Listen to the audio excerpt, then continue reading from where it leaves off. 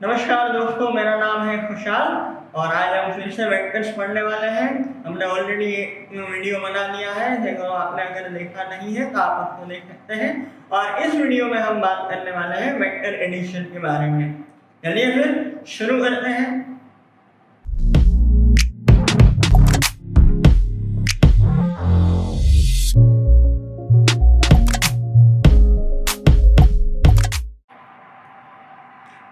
तो दोस्तों आज सबसे पहले हमें बात करनी है वो है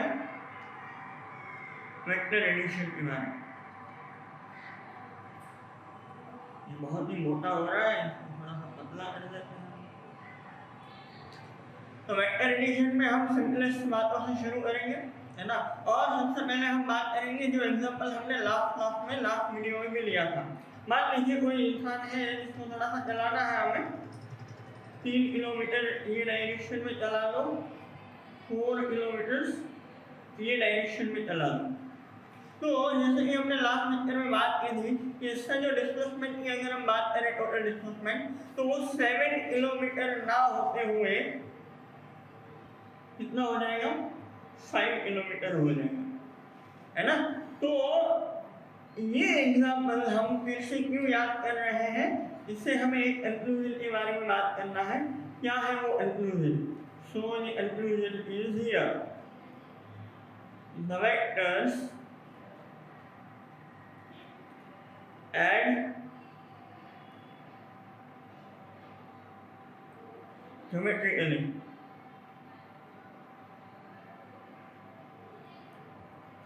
तो वेक्टर्स को अगर ऐड करना है तो सिंपल एडिशन से बात नहीं बनने वाली है, हमें ज्योमेट्री का इस्तेमाल करके वेक्टर को ऐड करना पड़ेगा। ठीक है, चलो तो फिर वेक्टर एडिशन के बारे में बात करते हैं। सबसे पहले हम सिंपल सा केस लेके शुरू करेंगे। तो कौन सा है सिंपल सा case? Case 1,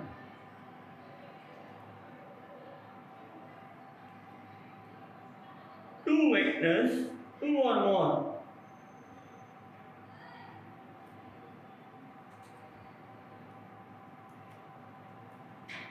in the same direction.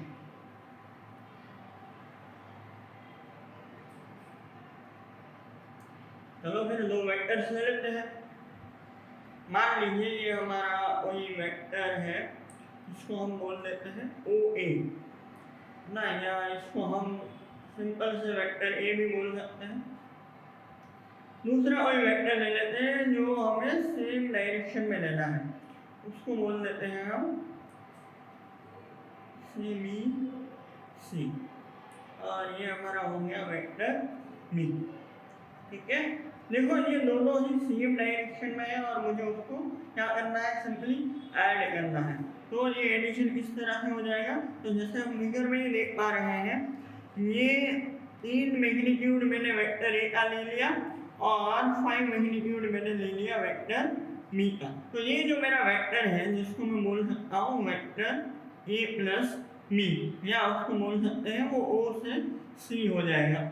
समझ में आ रहा है? सिंपल सी बात है, दोनों वेक्टर जब एक ही डायरेक्शन में है तो जब दोनों वेक्टर्स को हम ऐड करेंगे तो क्या करना है, सिर्फ मैग्नीट्यूड्स को ऐड करना है।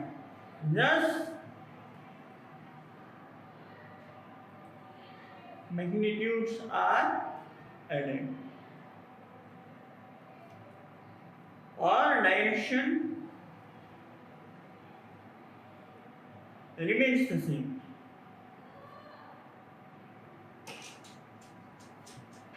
सिंपल सी बात है। दूसरा केस की बात करते हैं, वो हो जाएगा हमारा case number 2, 2 vectors in the opposite direction।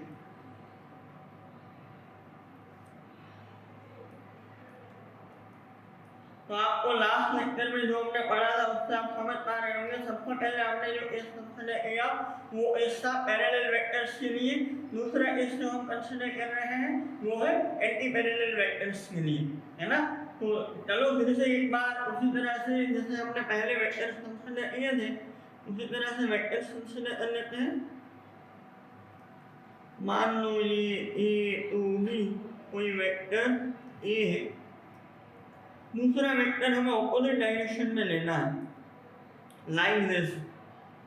Let us से वेक्टर इज सी डी, वो वेक्टर का नाम दे देते हैं वेक्टर बी।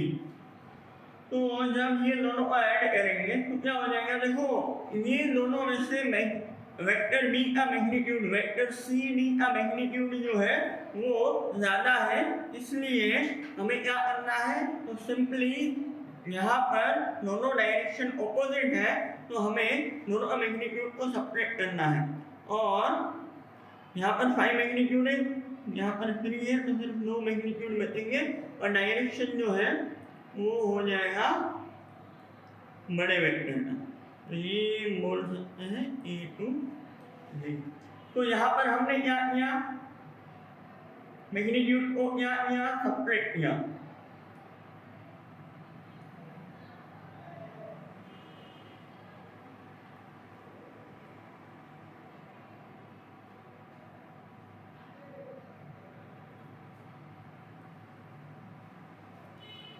और डायरेक्शन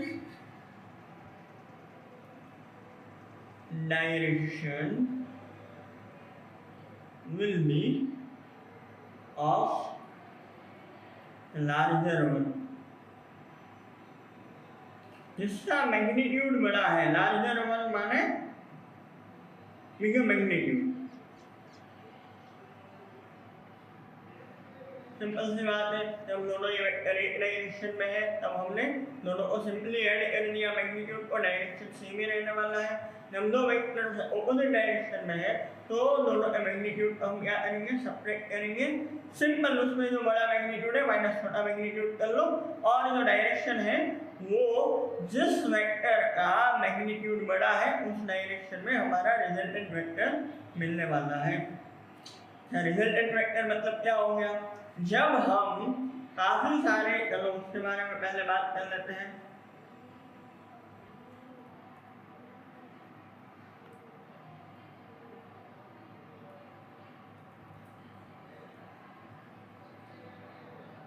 जब हम बहुत सारे वेक्टर्स को, दो या दो से ज्यादा वेक्टर्स को जब हम एक दूसरे के साथ ऐड कर रहे हैं तो ये पूरे एडिशन का जो फाइनल रिजल्ट हमें मिलेगा उस वेक्टर को हम कहते हैं रिजल्टेंट वेक्टर।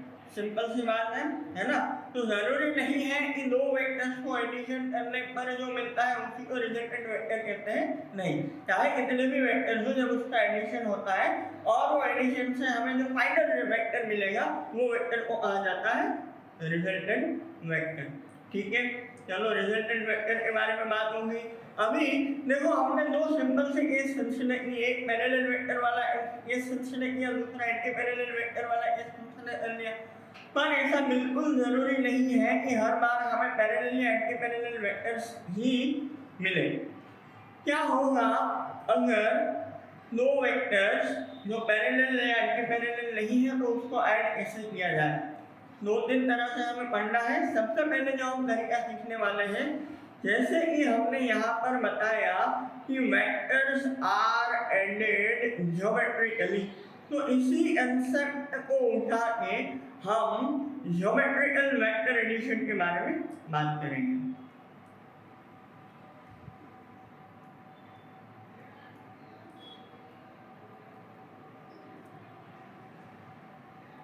अभी के लिए ज्योमेट्रिकल वेक्टर एडिशन में हमें दो तरीके से समझना है कि हम वेक्टर्स को किस तरह से ऐड कर सकते हैं। सबसे पहला तरीका जो हम बात करेंगे that is triangular law of vector addition.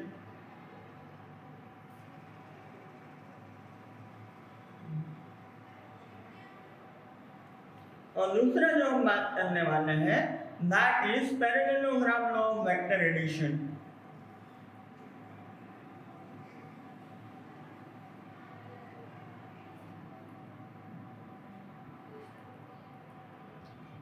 शुरुआत करेंगे triangular law of vector addition से।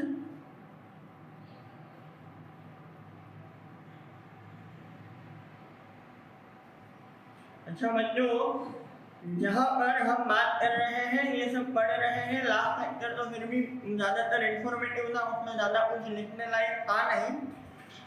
भले ही ये वीडियो यूट्यूब पे है, आप ऑनलाइन पढ़ रहे हो, पर मेरा ये सजेशन है कि आपको पढ़ते पढ़ते, जैसे कि आप लाइव क्लासरूम में ही पढ़ रहे हो, उसी तरह से आपको नोट्स बनाने ज़रूरी है। ये नोट्स हमें जहाँ तक हम पढ़ेंगे, जहाँ तक हमारा फाइनल एग्जाम खत्म नहीं हो जाता है, तब तक हमें ये काम आने वाले हैं, है ना। वीडियो आप ढूंढोगे, इंटरनेट होगा नहीं होगा, ये सब परेशानियाँ हो सकती है। अगर हमारे पास हमारा नोट बना हुआ है तो वो हमें कभी भी काम आ सकता है। तो आप नोट्स बनाना ना भूलें। दो वेक्टर्स लेने हैं हमें, एक वेक्टर कोई भी रैंडम डायरेक्शन में हमें दो वेक्टर लेने हैं। चलो वेक्टर P मान लेते हैं, दूसरा वेक्टर ले लेते हैं कहीं पर भी, लेट अस से ये डायरेक्शन में वेक्टर मैंने ले लिया वेक्टर Q। तो हमें व्हाट एग्जैक्टली वी नीड, हमें क्या ढूंढना है, हमें ढूंढना है vector P plus vector Q। This is our purpose, this is our target, ये हमें करना है, vector P plus vector Q ढूंढना है। और उसमें हम इस्तेमाल करेंगे triangular law of vector addition का। तो सिंपल सा तरीका है, हम सबसे पहले क्या करने वाले हैं, सबसे पहले हम वेक्टर P को उठाएंगे। जब वेक्टर P को उठा रहे हैं तो क्या करना है, संभालना है ना। ये कॉपी कर लिया मैंने, मैं कर सकता हूँ, आपको तो ड्रॉइंग करना पड़ेगा। और फिर मान लो यहाँ पर कहीं पर मैं उसको पेस्ट कर देता हूँ। चलो मेरे पास ये वेक्टर P जहाँ था, जो था, जैसा था वैसा मैंने उसी डायरेक्शन में सेम मैग्नीट्यूड के साथ ले लिया। ठीक है, चलो फिर अब वेक्टर Q की बारी आ जाएगी, उसको भी उठाना है। मैंने उसको कॉपी कर लिया, चलो हमें पेस्ट करने की बारी है। पर जब हम पेस्ट कर रहे हैं तो एक छोटा सा ख्याल रखना है। क्या ख्याल रखना है, ये हमारा जो वेक्टर U है उसे हमें उस तरह से सेट करना है, उस तरह से अरेंज करना है कि उसकी जो टेल है वो एग्जैक्टली प्रीवियस वेक्टर ये हेड के ऊपर आ जाए। इस तरह से हमें अरेंज करना है। देखो यहाँ पर भी ना ही Q का डायरेक्शन चेंज किया गया है, ना ही यहाँ पर Q का मैग्नीट्यूड चेंज किया गया है। ऑब्वियसली P और Q को हमने फ्री वेक्टर्स की तरह कंसीडर किया है, तभी हम उसको कहीं पर भी स्लाइड कर पाए, कहीं पर भी मूव कर पाएंगे। और मूव करते टाइम डायरेक्शन चेंज करना बिल्कुल भी अलाउड नहीं है। ये हो जाने के बाद हमारा ज़्यादातर काम हो गया है, हमें ज़्यादा और कुछ करने की ज़रूरत नहीं है। तो बस हमें फर्स्ट टेल उठाना है, ये हमारा फर्स्ट टेल है, और लास्ट हेड उठाना है। और first tail to last head हमें वेक्टर ड्रॉ कर लेना है, बस वही हमारा वेक्टर P प्लस Q हो गया। और आप देखोगे यहाँ पर ट्रायंगल भी बन गया है। तो जब जो भी दो वेक्टर्स को आपको ऐड करना है उसको आप as if they are two sides of a triangle, जैसे कि वो एक ट्रायंगल की दो साइड्स हैं, उस तरह से आप उसको कंसीडर करेंगे। तो जो तीसरी साइड ऑफ द ट्रायंगल है, the third side of the triangle will be your resultant vector। इसको हम resultant vector R भी बोल सकते हैं। समझ में आ रहा है, सिंपल सा तरीका है और ज़्यादा कुछ नहीं करना है, दैट्स ऑल। अच्छा, यहाँ पर मैंने कुछ चीज़ें कही है जो हमें याद रखनी है, जो हमें आगे भी काम आएगी और हमें याद रखने में भी आसानी हो जाएगी। सबसे पहले क्या करना है, कोई भी एक वेक्टर को उठा, वेक्टर P को ले लिया हमने, फर्स्ट वेक्टर फर्स्ट, फिर the tail of the next on the head of the previous।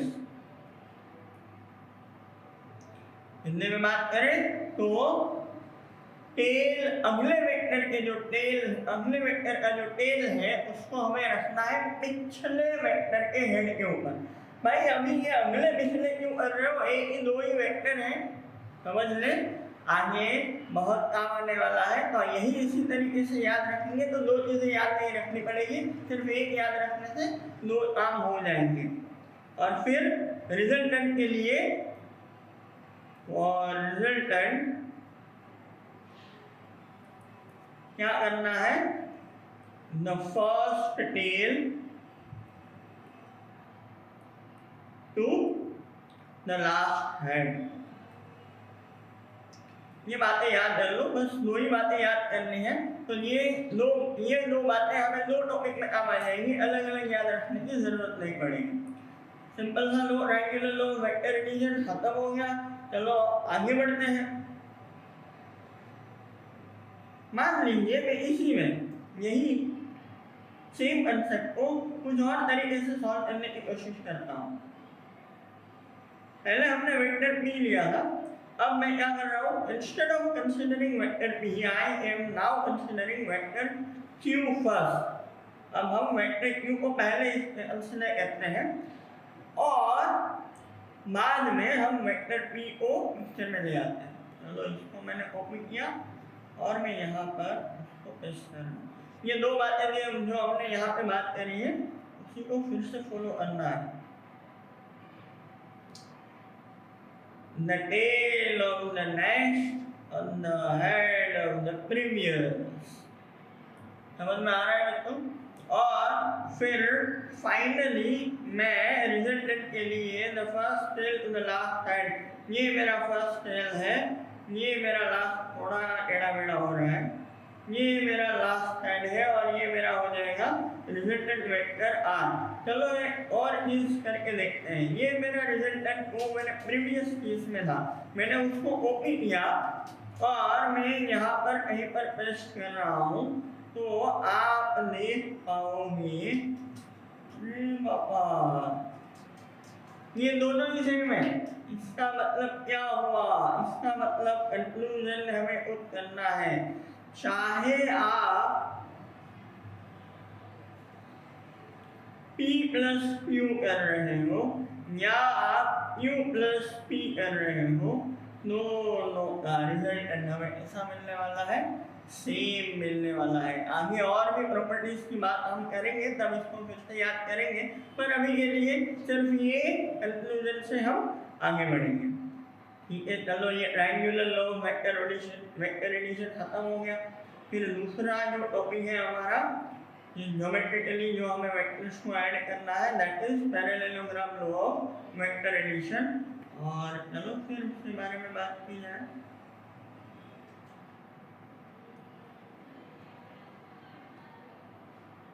Parallelogram of vector addition,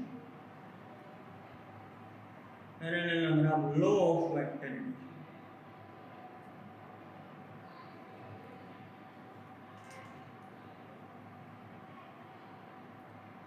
तो जैसे triangular law of vector addition में हमें जो दो वेक्टर को ऐड करना था उसको लेकर हमने ट्रायंगल बनाया था, उसी तरह से parallelogram law of vector addition में जो दो वेक्टर्स को ऐड करना है उससे हमें पैरेललोग्राम बनाना है। Simple as that.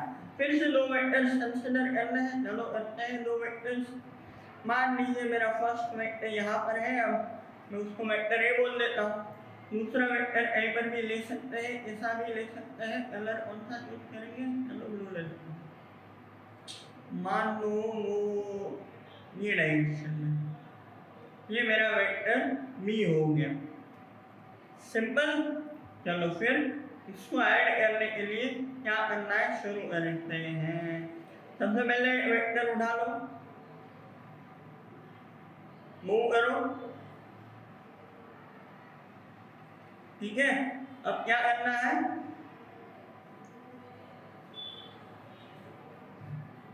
दूसरे वेक्टर की बारी है। Triangular law of vector addition में हमने क्या किया था, triangular law of vector addition में हमने the tail of the next on the head of the previous. अब क्या करना है, थोड़ा सा अलग करेंगे। कॉपी करो, आप लोग नहीं कर पाओगे, आपको फिर से सिर्फ ड्रॉ करना है। उठाओ, क्या हो गया, tail on the tail. Okay, चलो सबसे पहली बात यहाँ पर याद रखनी है वो क्या है भाई, कलर ये नहीं चलेगा।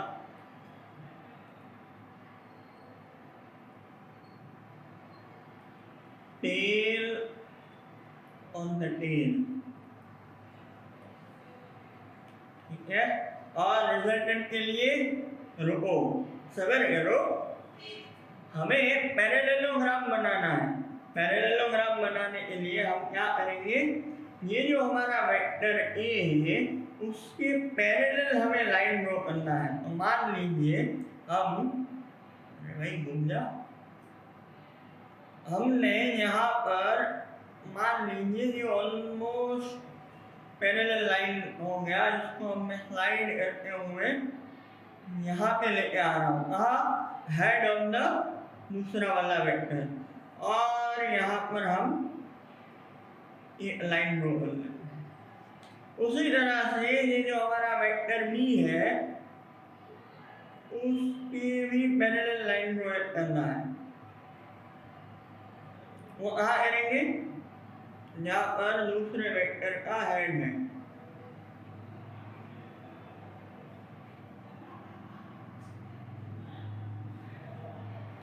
दोनों इंटरसेक्ट हो जाए काफी है, पैरेललोग्राम हमारा हो गया।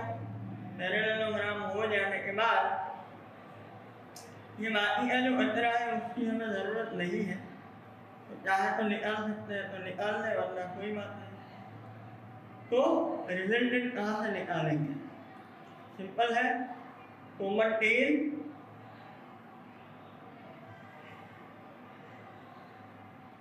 To opposite. तो ये मैं ये भी बोल सकता हूँ कि ये मेरा वेक्टर ए है, यहाँ पर पैरेलल ही है। ये मैं ये भी बोल सकता हूँ कि ये मेरा वेक्टर बी है ना, नाम दे दे तो ओ पी क्यू और आर। तो वेक्टर ओ पी या vector Q R obviously are equal. उसी तरह से ओ क्यू और पी आर दोनों आर ऑल्सो इक्वल, दोनों ही एक ही है, कोई फर्क नहीं है उसमें। तो common tail to the opposite point, या फिर बोल सकते हो ऑपोजिट, ऑपोजिट नहीं, कॉमन हेड। दो तरीके बताए मैंने आपको, common tail to the opposite point बोल सकते हो, या फिर common tail to the common head, ऐसा भी बोल सकते हो याद रखने के लिए। तो कॉमन टेल हमारा ये हो गया, ऑपोजिट पॉइंट ये हो गया, ये है हमारा vector A plus vector B. Simple parallelogram law, vector addition, triangle law में ट्रायंगल बनाया था, पैरेललोग्राम लो में हमने पैरेललोग्राम बताया, बात हो गई खत्म। सिंपल सी बात है। चलो फिर आगे बढ़ते हैं। मान लीजिए आप में से अगर कोई पूछे कि भाई ऐसा जरूरी थोड़ी ना है कि हमें सिर्फ हर बार दो ही वेक्टर्स को ऐड करना है। आप बिल्कुल सही है, चाहे कितने भी वेक्टर्स हो तो हम उसको ऐड तो करना, ऐसे नहीं करना है कि दो वेक्टर पहले लिए फिर उसके साथ तीसरा वेक्टर ले लिया, फिर तीनों एडिशन आएगा उसको चौथे के साथ, ये भी कर सकते हो, पर ये लेंथी प्रोसेस हो जाएगा। उससे अच्छा तरीका है हम बात करेंगे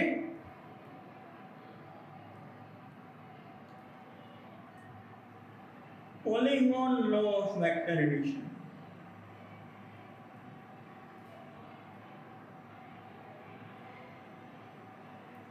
जिससे कि आप बता पाएंगे हमें क्या बनाना है, पॉलीगॉन बनाना है। पर उससे पहले हमें कुछ वेक्टर्स चाहिए, तो हम वेक्टर बना लेते हैं पहले।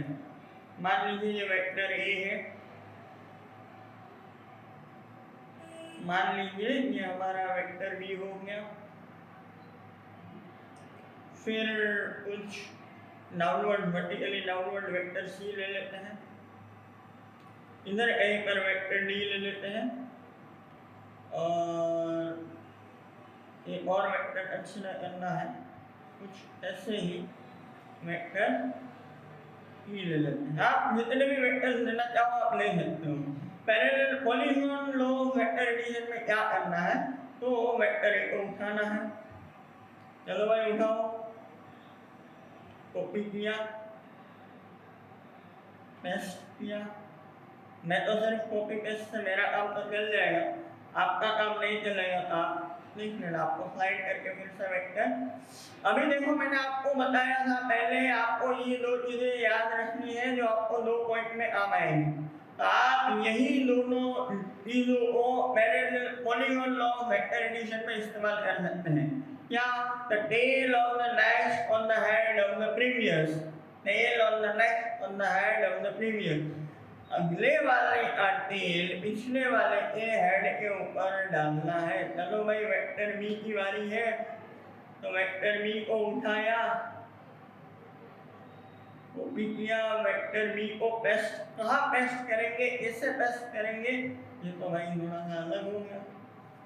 कहाँ पेस्ट करेंगे? ऐसे पेस्ट करेंगे, तो उसको पेस्ट करना है the tail of the next on the head of the previous। फिर वेक्टर सी को उठाया,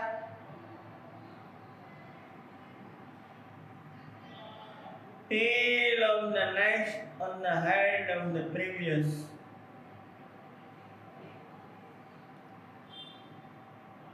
tail of the next on the head of the previous,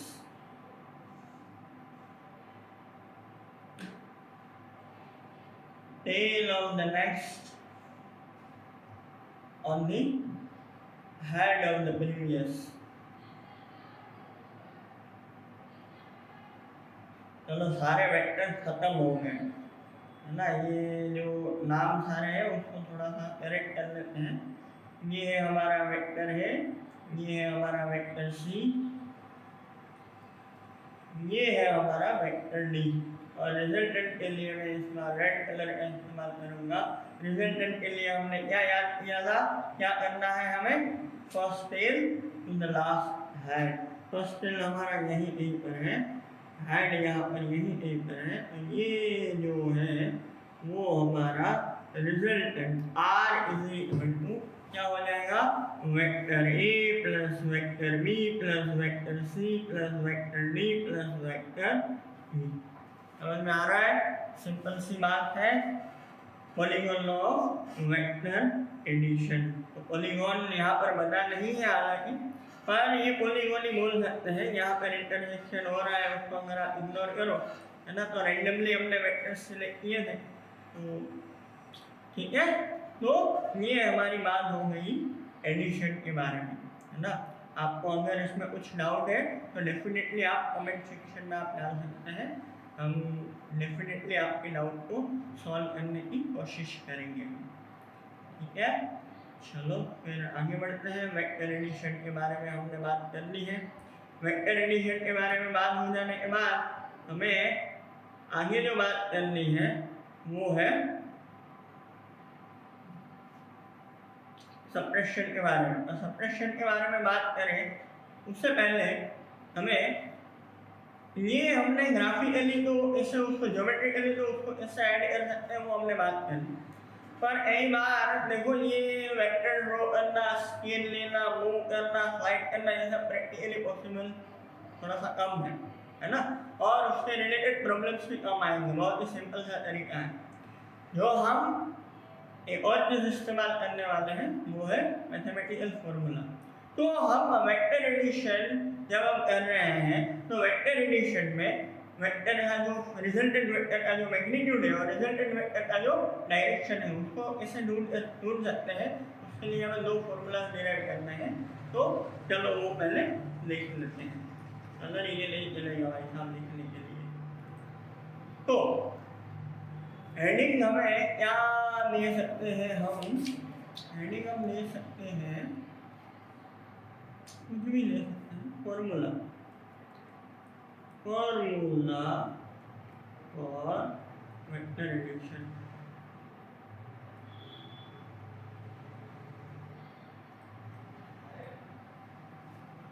formula for vector addition की जब हम बात कर रहे हैं तो यहाँ पर हम parallelogram law of vector addition से 2 वेक्टर को ऐड करते हुए अब उसका फॉर्मूला डिराइव करने वाले हैं, है ना।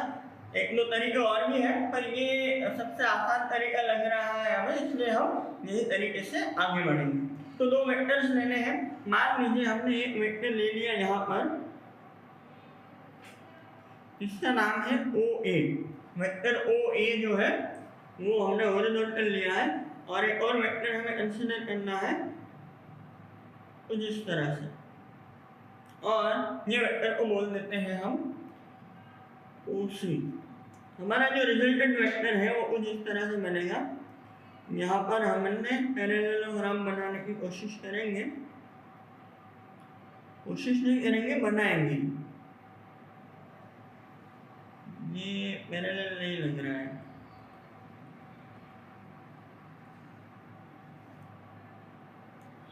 थोड़ा सा आगे चलेंगे। हाँ ये अब सही है। तो ये पॉइंट को बी बोल देते हैं। यहाँ से हमारा ये जो है वो रिजल्टेंट वेक्टर हमारा आर हो गया। चलो इसको वेक्टर ए बोल देते हैं, इसको वेक्टर बी बोल देते हैं, है ना, सिंपल सी बात है। अब हमें पता है कि वेक्टर आर उधर नहीं लगते, नीचे लिखते हैं। वेक्टर जो आर है that is our resultant vector, that is equal to nothing but vector A plus vector B। अब हमें इसके मैग्नीट्यूड के लिए एक फॉर्मूला डिराइव करना है और हमें डायरेक्शन के लिए एक फॉर्मूला डिराइव करना है।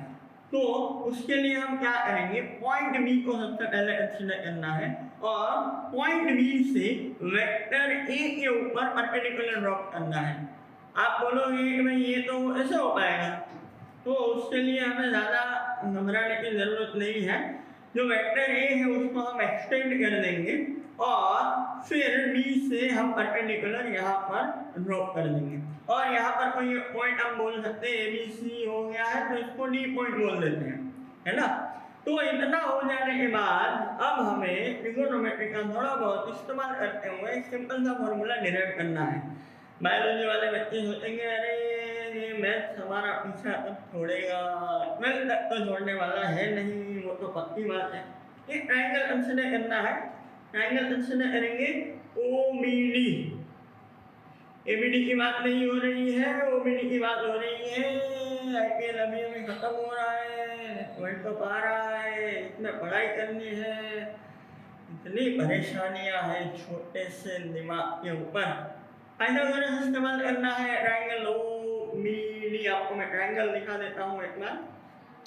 यहाँ से शुरू करते हूँ, इधर जाना है, इधर जाना है और वापस आना है। ये हमारा ट्रायंगल है, उसकी ज़रूरत नहीं है इसलिए मैं हटा दूंगा, पर आपके रेफरेंस के लिए फिर से एक बार देख लीजिए। ये रहा हमारा ट्रायंगल। चलो तो पाइथागोरस क्या होता है, square of hypotenuse is equal to square of side 1 plus square of side 2। देखो फिगर से आप बोल पाओगे, बता पाओगे कि ये जो हमारा ओ डी है वो और कुछ नहीं है पर that is the addition of O D जो है, that is addition of O A plus A D. इसका इस्तेमाल यहाँ पर करेंगे और लिखेंगे O A plus A D और square plus B D square. भाई ओ बी ओ ऐसे ही छोड़ दिया अभी के लिए, चलो अभी रिप्लेस करते हैं। ओ बी जो है यहाँ पर आप फिगर में देख सकते हैं कि ओ बी जो है वो और कुछ नहीं है, हमारा रिजल्टेंट वेक्टर ही है ना। तो रिजल्टेंट वेक्टर को आर से रिप्लेस कर लेते हैं, ये ब्रैकेट को एक्सपांड कर देते हैं, तो हो जाएगा O A square plus A D square plus 2 O A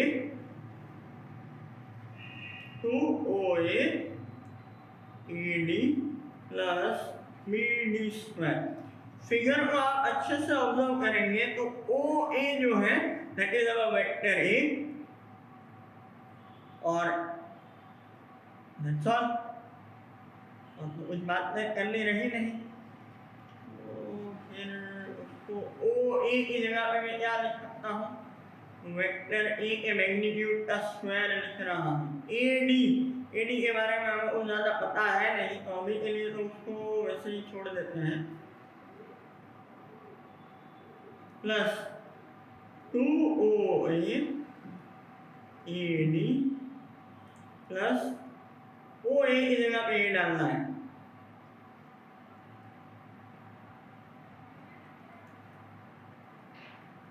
BD square, है ना। तो यहाँ पर अब थोड़ी सी ट्रिग्नोमेट्री के बारे में बात करनी पड़ेगी हमें। मान लीजिए ये जो एंगल है, द एंगल बिटवीन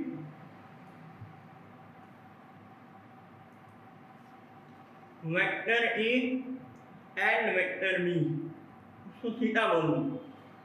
ये पूरा एंगल जो है दैट इज थीटा।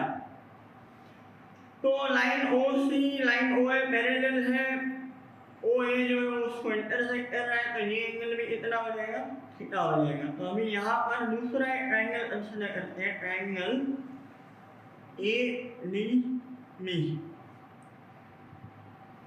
तो उसमें दो चीजें डिफाइन करनी है, एक साइन थीटा डिफाइन करते हैं। Sine theta is opposite upon hypotenuse. Opposite क्या हो जाएगा, ऑपोजिट भैया हो जाएगा हमारा BD, हाइपोटेनस हमारा हो जाएगा AB, BDO। इससे मैं बोल सकता हूँ कि हमारा BD जो है that is equal to AB sin theta, and AB is nothing but vector B only, so I can say it is B sin theta। उसी तरह से अगर cos थीटा डिफाइन करने की कोशिश करें तो that is adjacent upon hypotenuse, that means AD is equal to AB cos theta. तो AD क्या हो जाएगा, B cos थीटा। तो BD और AD की values B sin theta B cos theta यहाँ पर डालनी है।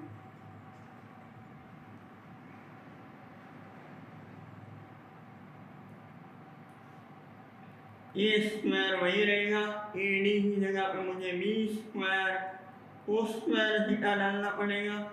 2A उसी तरह से AD क्या हो जाएगा, B cos थीटा हो जाएगा, प्लस BD क्या हो जाएगा, अभी हमने बताया वो हो गया B sin थीटा। स्क्वायर करेंगे तो B square sin square theta. यहाँ दोनों में से हम B स्क्वायर को कॉमन निकाल देंगे, A square plus B square cos square theta plus sin square theta plus 2AB cos theta, that is equal to, इसकी वैल्यू 1 हो जाएगी। तो A square plus B square plus 2AB, यहाँ पर square है, cos थीटा। तो R क्या हो जाएगा, स्क्वायर रूट दोनों साइड करना पड़ेगा, that is A square under root A square plus B square plus 2AB cos theta. ये हमारा वेक्टर एडिशन के मैग्नीट्यूड का फॉर्मूला हो गया। Theta is the angle between vector A and vector B। ठीक है, तो ये हमारा मैग्नीट्यूड तो हमें यहाँ से मिल जाएगा। इसको हम vector A plus vector B का मैग्नीट्यूड भी बोल सकते हैं। बच्चों ये ध्यान में रखना है, that is not equal to A plus B। हाँ, ये हम सबको आपकी जानकारी के लिए, और काफी सारे बच्चे ऐसी गलतियाँ करते हैं, ये मैंने आपको बता दिया। चलो मैग्नीट्यूड का आपको यहाँ पर तमाम हो गया है, पर हमें और बात करनी है सिर्फ एक डायरेक्शन के बारे में, फिर हम आगे जाने की बात करेंगे। तो डायरेक्शन के लिए भी हम क्या करेंगे, सिंपल सा तरीका, ट्रायंगल जो हमने कंसीडर किया था उसी ट्रायंगल को कंसीडर करते हुए आगे जाएंगे। और वो ट्रायंगल हमें कंसीडर करना है ट्रायंगल जो यहाँ पर हमने पहले कंसीडर किया था, OBD ट्रायंगल OBD। और उस ट्रायंगल में मुझे एक नया एंगल डिफाइन करना है जो है ये वाला, उसको मैं बोल देता हूँ एंगल अल्फा। और उसमें मैं अगर tan अल्फा डिफाइन करने की कोशिश करेंगे तो tan अल्फा इज ऑपोजिट, तो ऑपोजिट हमारे केस में हो जाएगा मी डी अपॉन एडजेसेंट जो हमारे केस में हो जाएगा O D.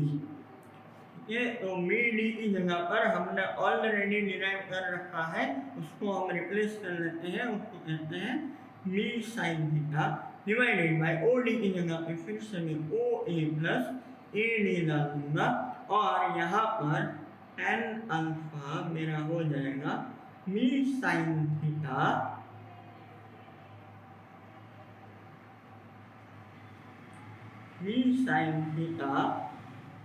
Upon A O A D plus mu cos theta. मतलब अगर आपको ये वैल्यू मिल जाए तो उससे आप अल्फा भी ढूंढ सकते हैं, तो आपको ये पता चल जाएगा कि angle of resultant with vector A, है ना। उसी तरह से अगर हमें वेक्टर बी के साथ लेना है तो थोड़ा बहुत चेंज हो जाएगा। अगर आपको angle of resultant with vector A के इंस्टेड आपको बी लेना है तो थोड़े बहुत चेंजेस आपको करने पड़ेंगे, तो वो आपके ऊपर छोड़ते हैं, आप खुद से ट्राई कर सकते हैं कि कौन सी चीज़ों को हम बदल के ये हम फॉर्मूला डिराइव कर सकते हैं, है ना। तो सबट्रैक्शन के बारे में आज हमने बात नहीं की है, तो उसके बारे में हम नेक्स्ट लेक्चर में ज़रूर से बात करेंगे। इस लेक्चर के लिए ऑलरेडी तकरीबन 40-45 मिनट हो चुके हैं, तो इस लेक्चर के लिए हम यहीं तक रखते हैं और नेक्स्ट लेक्चर में हम बात करेंगे सबट्रैक्शन ऑफ वेक्टर्स। ठीक है, आपको अगर वीडियो पसंद आया है तो लाइक सब्सक्राइब शेयर कर सकते हैं, और अगर हमारे लिए कुछ सजेशन है तो आप कमेंट सेक्शन में हमसे ज़रूर बता सकते हैं। चलिए फिर मिलते हैं, बाय बाय।